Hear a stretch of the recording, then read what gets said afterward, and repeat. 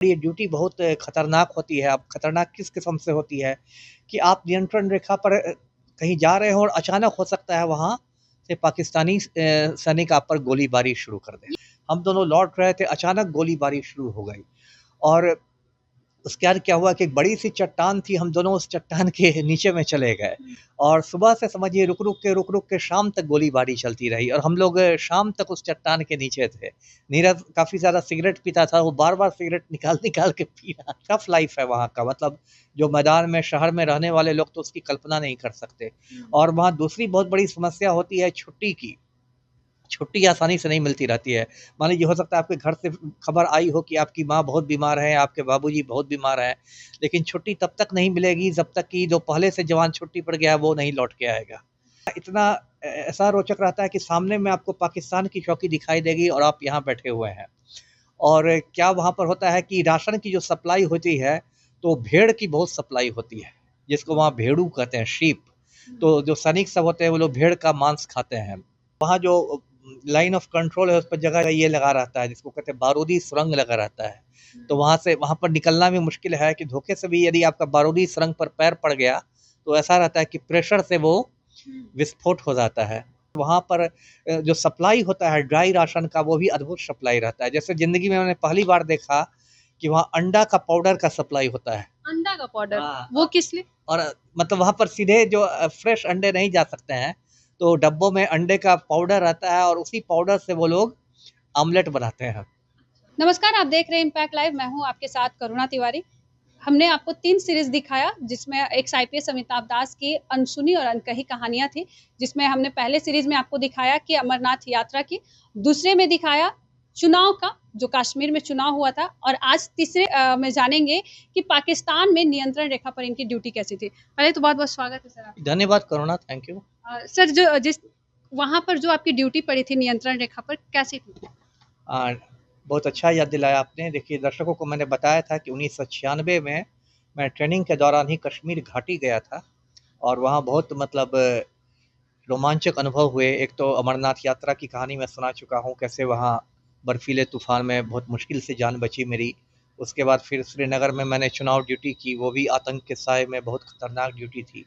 आज मैं जो दर्शकों को बताऊँगा कि नियंत्रण रेखा पर कैसे मैंने ड्यूटी की। अब पहले तो बता देता हूँ दर्शकों को कि नियंत्रण रेखा होती क्या है? तो देखिए, एक होती है अंतर्राष्ट्रीय सीमा और एक होती है नियंत्रण रेखा, है ना? दोनों में फ़र्क ये है कि अंतर्राष्ट्रीय सीमा को भारत भी मान्यता देता है, पाकिस्तान भी मान्यता देता है। लेकिन नियंत्रण रेखा जो है, उसको दोनों देशों की मान्यता नहीं है, वो थोड़ा आगे-पीछे होती रहती है ना? मतलब आज हो सकता है ये कोई ये जो सेना की कोई चौकी भारत के नियंत्रण में हो सकता है 10 दिन बाद वो पाकिस्तान के नियंत्रण में चली जाए। नियंत्रण रेखा को लाइन ऑफ कंट्रोल कहते हैं, शॉर्ट में एलओसी कहते हैं, है ना? और कश्मीर के बारे में दर्शकों को बता दूँ, उनको समझने में आसानी होगी। 1947 में जब हिंदुस्तान आज़ाद हुआ 15 अगस्त को, उस समय कश्मीर भारत का हिस्सा नहीं था। उसमें कश्मीर में महाराजा हरी सिंह थे, वो एक अलग देश ही था। लेकिन 1948 में उस पर पाकिस्तान का हमला हुआ और पाकिस्तान ने उसके कुछ हिस्से पर कब्ज़ा कर लिया। उसके बाद महाराजा हरी सिंह ने नेहरू जी से मदद माँगी, तो भारतीय सेना गई और नेहरू जी ने शर्त रखी कि कश्मीर को भारत में मिलना होगा, तो कश्मीर का भारत में विलय हो गया। तो जिस जगह पर पाकिस्तान की सेना को रोक दिया भारतीय सेना ने, वही नियंत्रण रेखा बन गई, है ना? Line of control. अब नियंत्रण रेखा पर आर्मी वाले तो हैं ही भारतीय सेना के, बीएसएफ वाले भी हैं, सीमा सुरक्षा बल वाले भी। और मैंने दर्शकों को बताया था कि हम लोग को भेजा गया था बीएसएफ के साथ ड्यूटी करने के लिए। तो उसमें काफ़ी समय तक मैंने नियंत्रण रेखा पर ड्यूटी की और ये ड्यूटी बहुत खतरनाक होती है। अब खतरनाक किस किस्म से होती है कि आप नियंत्रण रेखा पर कहीं जा रहे हो और अचानक हो सकता है वहाँ से पाकिस्तानी सैनिक आप पर गोलीबारी शुरू कर दें। ये कभी भी शुरू हो कभी सकता भी है। शुरू जैसे दिवाली में पटाखा फूटता रहता है ना, वैसे ही वहाँ नियंत्रण रेखा पर गोलीबारी चलती रहती है। अभी भी मुझे याद है, एक बार मैं और एक मेरा बैचमेट है नीरज कुमार सिंह, बंगाल कैडर में आईपीएस है। हम दोनों लौट रहे थे, अचानक गोलीबारी शुरू हो गई और उसके बाद क्या हुआ कि एक बड़ी सी चट्टान थी, हम दोनों उस चट्टान के नीचे में चले गए और सुबह से समझिए रुक-रुक के शाम तक गोलीबारी चलती रही और हम लोग शाम तक उस चट्टान के नीचे थे। नीरज काफ़ी ज़्यादा सिगरेट पीता था, वो बार-बार सिगरेट निकाल-निकाल के पी रहा था और मैं सिगरेट के धुएँ में परेशान हो रहा था, लेकिन दोनों हम लोग एक ही चट्टान के नीचे थे। और उसके बाद शाम में जब गोलीबारी खत्म हुई तब हम लोग चट्टान से निकले तो इतने हमने खाली खोखे जमा किए, जो गोलियां खाली हो जाती है, लंबे लंबे खोखे थे और देख के वो लिपस्टिक के जैसा लगते थे। तो मैंने मजाक में कहा कि ये बेनज़ीर भुट्टो ने लिपस्टिक भेजे हम लोग के लिए।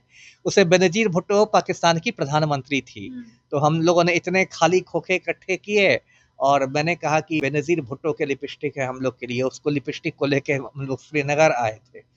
तो इस तरह वहाँ पर बहुत मतलब खतरनाक माहौल रहता है और वहाँ की ड्यूटी भी बहुत कठिन रहती है, क्योंकि वहाँ जो पुलिस की जो चौकी होती है, बीएसएफ की चौकी बहुत ऊंची और दुर्गम जगहों पर रहती है। वहाँ पानी का कोई इंतजाम नहीं होता है, नीचे से घोड़े पर पानी जाता है, बड़े बड़े इसमें जेरी कैन कहते हैं, बड़े बड़े डब्बों में पानी भर के जाता है और ऊपर में एकदम राशनिंग रहती है पानी की, आप सुबह से लेकर शाम तक इतना ही गिलास पानी पी सकते हैं। मतलब बहुत कठिन परिस्थितियों में भारत के जो फौजी हैं या बीएसएफ वाले वहाँ ड्यूटी करते हैं। और तो बहुत मुश्किल होता होगा कि मतलब नीचे से पानी लेकर जाना। और उसमें यदि लैंडस्लाइड हो जाता है, कई बार पहाड़ का टुकड़ा टूट के गिर जाता है तो सड़क बंद हो जाती है, तो कई कई दिन तक पानी नहीं पहुंचता है, तो उससे बहुत ड्यूटी रहती है। उसमें लोग बर्फबारी का इंतजार करते रहते हैं कि ऊपर से बर्फ गिरे तो उसको गर्म करके हम लोग पानी पिलाएं। उसको सब पीता था, उसको गर्म करके पानी पिलाते हैं। जैसे एक पोस्ट पर मैं गया था तो वहाँ पानी की बहुत किल्लत थी, तो वहाँ पर मतलब जो बीएसएफ के अधिकारी कहते थे, मुझसे कहते थे कि दास साहब एकदम प्रार्थना करो कि बर्फ गिरनी शुरू हो जाए, तब हम लोग फिर ये करेंगे, जश्न मनाएंगे। ऐसा सही हुआ कि सच में काफ़ी बर्फ उस दिन गिरी।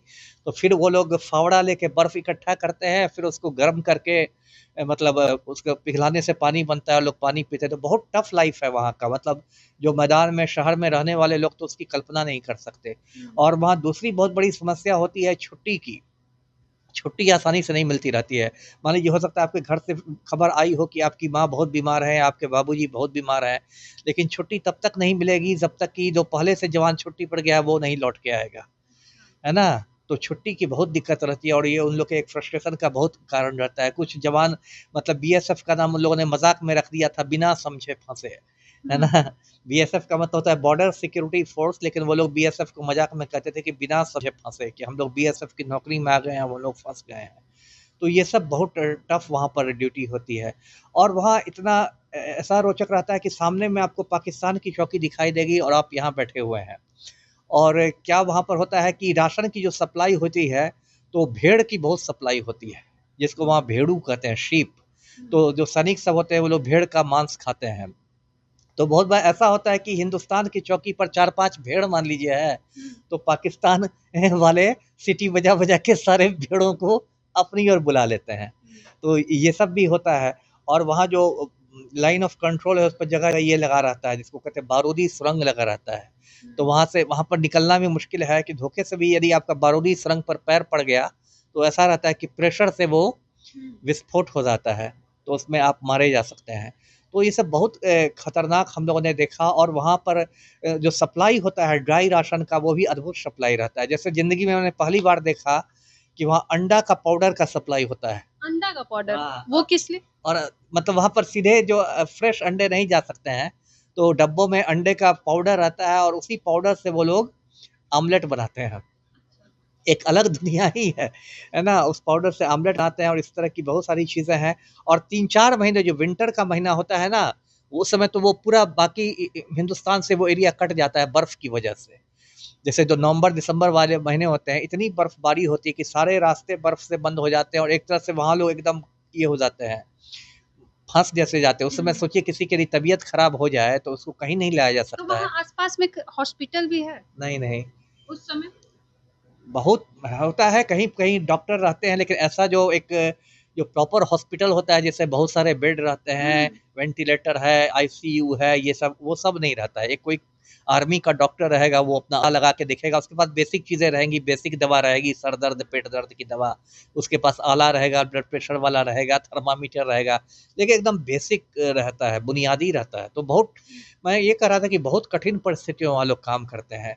तो वहाँ हम लोग रहे और सबसे अच्छी बात लेकिन ये थी, ये तो खतरनाक बातें मैंने बताई कि वो बहुत खूबसूरत इलाका है, इतना खूबसूरत है कि उसकी खूबसूरती को ऐसे बताना मुश्किल है। जैसे हम लोग जहाँ थे उसको नौगाम कहते हैं, उस शहर को नौगाम कहते हैं, बारामूला सेक्टर में है। अब नौगाम में आप जाइएगा तो दूर-दूर तक आपको बस सेब के बगीचे दिखाई देंगे। सेब के बगीचे, उसमें मतलब एकदम बिहार के तो इमेजिन भी नहीं कर सकते, बिहार में तो सेब वैसे उगते ही नहीं है, पूरे लाल लाल सेब यहाँ से वहाँ तक रहते हैं। तब तो खूब खाते होंगे आप लोग सेब। हाँ एक हमारी बैचमेट थी, लेडी थी सौम्या मिश्रा, वो तो तोड़ तोड़ के छिप छिप के खाती थी। हम लोग तो और तोड़ने का अलाउ नहीं है? अब किसी का बगीचा रहेगा तो क्यों आपको अलाउ करेगा वो बेचेगा नहीं क्या अपना ये। लेकिन तभी कश्मीरी लोग आम कश्मीर आतंकवादियों की बात नहीं मैं कर रहा, लेकिन आम कश्मीरी जो होते हैं वो बहुत सीधे साधे बहुत ये होते हैं, यदि तोड़ता देख भी लेते थे तो कुछ वो खास नहीं ये करते थे। तो इस तरह से वहाँ पर, और नौगाम में बहुत सुंदर सुंदर पहाड़ी नदियाँ बहती है और सेब के बगीचे हैं, भेड़ों के झुंड रहते हैं, मतलब पूरी जो पर्वत है उस पर पूरा बर्फ ढकी रहती है, तो बहुत खूबसूरत लगता है कि किसी परी लोक में आ गए हैं। नियंत्रण लाइन पे जब आपकी ड्यूटी थी तो सबसे टफ क्या होता था कि रोज जाना, जैसा कि आपने बताया कि अचानक से कभी भी गोलीबारी शुरू हो जाती थी, सबसे टफ क्या? वही टफ था, एक पोस्ट से दूसरे पोस्ट जाना सबसे खतरनाक होता था, क्योंकि बाकी समय तो हम लोग बंकर में रहते थे। कितना दूरी होता था एक पोस्ट से कई कई किलोमीटर रहता है। किलोमीटर? हाँ कई किलोमीटर, 3 किलोमीटर हो सकता है, 4 किलोमीटर रह सकता है। तो तो पैदल जाना होता था? हाँ पैदल जाना होता था, क्योंकि वो सब तो ऐसी सड़कें रहती है कि उस पर गाड़ियां चलती ही नहीं है। पैदल जाइए या ऐसे कोई सड़क रहती है तो आप घोड़े से जा सकते हैं, हम लोग तो सारा रास्ते पैदल ही जाते थे। तो वो पैदल रास्ते पर हम लोग नियंत्रण रेखा पर वहाँ पर थे।